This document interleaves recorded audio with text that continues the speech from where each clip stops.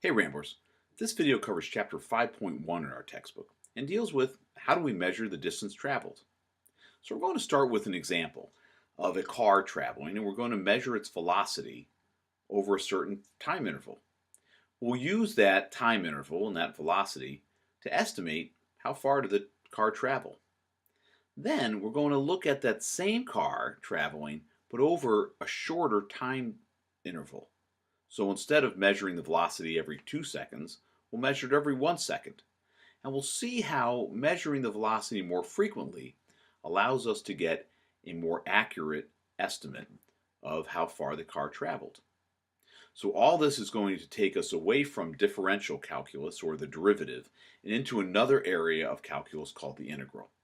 So please take careful notes, pause often, and thanks for watching. Okay, we've all been on long car trips, and you see the road sign telling you that Chicago's 235 miles away. And while we're not measuring the distance, we are doing a quick calculation in our head. Okay, if that's 235 miles, I know that we're going around 60 miles an hour, so it's about 4 hours until we are home from our road trip. So what we want to talk about here, though, is how do we actually measure the distance so that we would not be given the 235? How can we come up with that ourselves? Well, we've been talking about measuring, or I'm sorry, we've been talking about rates of change up to this point in the course. And how are we going to use that to calculate distance traveled? And distance is going to be an example of how we can use any rate of change to measure total change. So we're going to look at rate of change and then turn that into a measure of total change. Okay, let's start off with an easy example. Now please pay careful attention, take notes, but also try to recognize the importance of taking more frequent measurements of time and how that affected the accuracy of our approximation. So in other words, shorter time intervals meant more accurate approximations. Suppose we were to measure the speed of a car, or the velocity of a car, in 2-second time intervals, and that we wrote down those speeds. Now, could we estimate the distance traveled by the car just from measuring the velocity? Well, it would look something like this. Then in the first 2 seconds, we could say that, all right, since we were traveling 20 feet per second, that over the first 2 seconds, we must have traveled 40 feet. And then over the next time interval, since we were traveling 30 feet per second for 2 seconds, we must have been traveling 60 feet, and so on. So by the end of our measurements, we would have traveled a total of 360 feet. Now, you might notice that the velocity is increasing from time t equals 0 on time t equals 10. So if we were to estimate that our velocity was the velocity at the beginning of the time interval, we are underestimating how far that we might have traveled. That is to say, look at the first time interval. At time t equals 0, we are at 20 feet per second. But that time t equals 2, that's increased to 30 feet per second. So surely we didn't go 20 feet per second the whole time. So if we make that assumption on each of these time intervals, that is certainly going to be an underestimate. So you might argue, well, maybe I went 30 feet per second for the entire first time interval, in which case I traveled 60 feet. And then you could have said, and maybe I went 38 feet per second for the second time interval.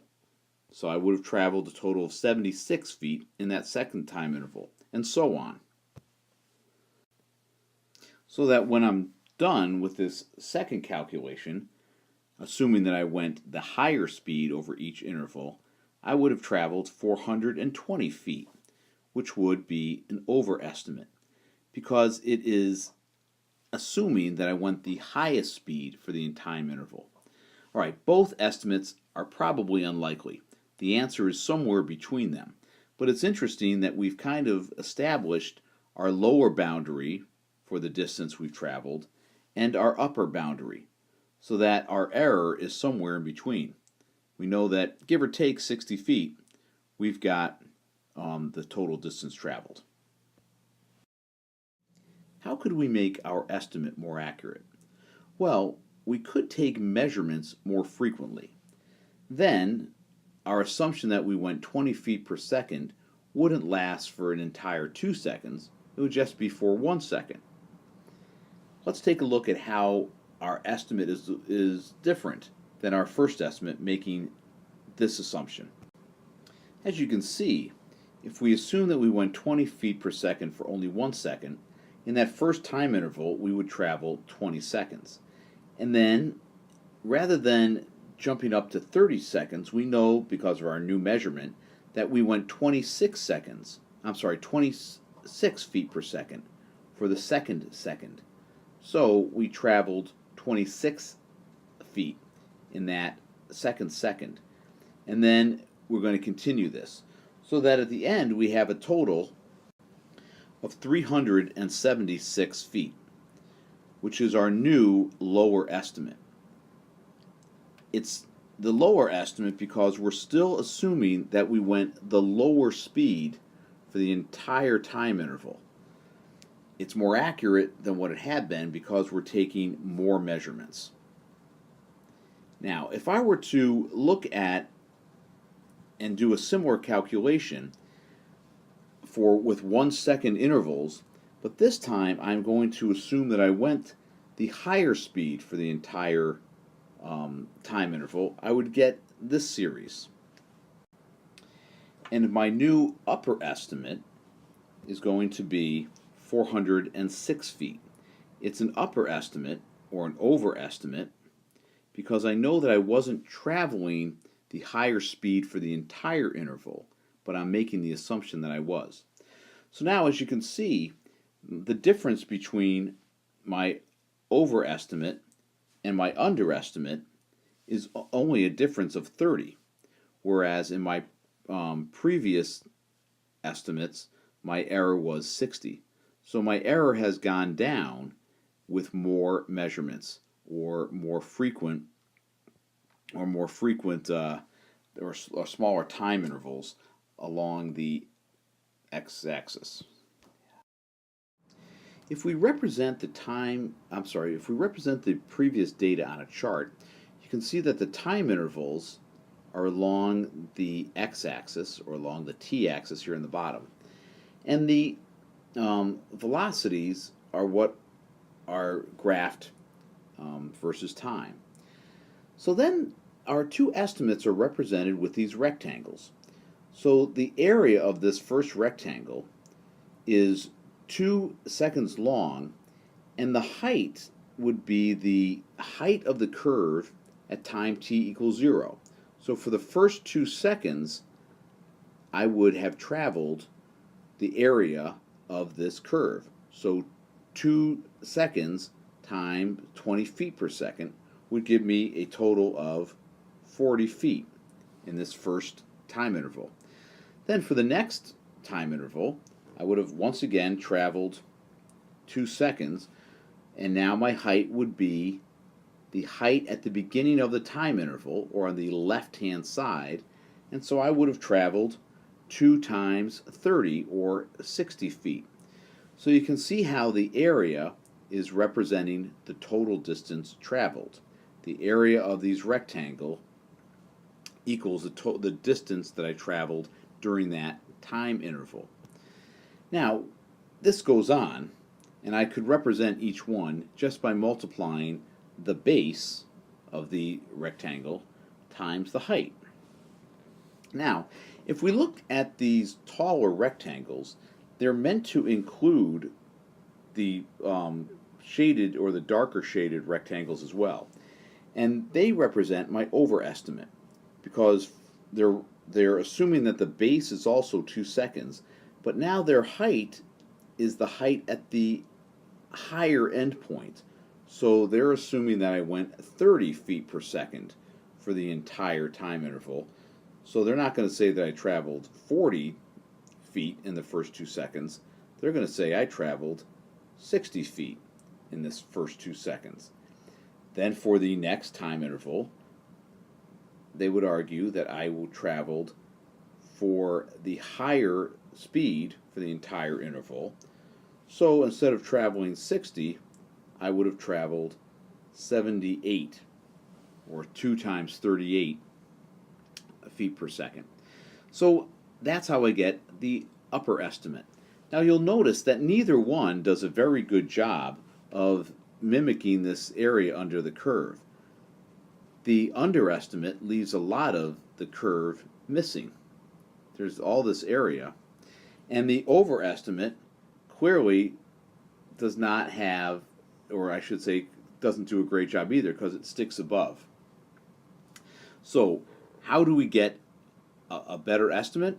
Well, that's done by taking more measurements or making our time intervals smaller. If we compare the two estimate graphs side by side, or I should say one above the other, you can see that the first estimate, where we had the longer time intervals, of course is not accurate. We've already pointed that out. But the range of error is much greater than the second estimate, where the time intervals, or the amount of time between each measurement, was smaller. You can see by whether you look at the amount of the rectangle above the curve or below the curve, that as the number of time intervals became greater, or I should say the smaller times, which led to a greater number of time intervals, the error goes down. And that's a very, very important step as we try to figure out how to measure the actual distance traveled. That the number of measurements, or the number of intervals, increasing means that we're going to get more accuracy. Okay, we can take that to an even greater extreme, that in figure 5.3, the velocity is measured every half second. And you can still see some error up there, where some of the rectangles are sticking above the curve and some below. If we get to the measurement every quarter of a second, it's really difficult to see any error at all, where there's any rectangle sticking above, but it looks a little jagged, so I'm sure there's some error there. But by the time we get to this last figure 5.5, they've taken so many measurements, the intervals are so small, that the area under the curve is exactly what the velocity is. And that leads us to a very important truth in calculus, is that if the velocity is positive, then the total distance traveled is the area under the velocity curve. So there's something very interesting about that measuring the rate of change of distance told us, underneath the velocity curve, told us the total distance. Okay, Ramblers, we're going to wrap up this video there. We'll talk about this concept some more in class. Thanks for watching.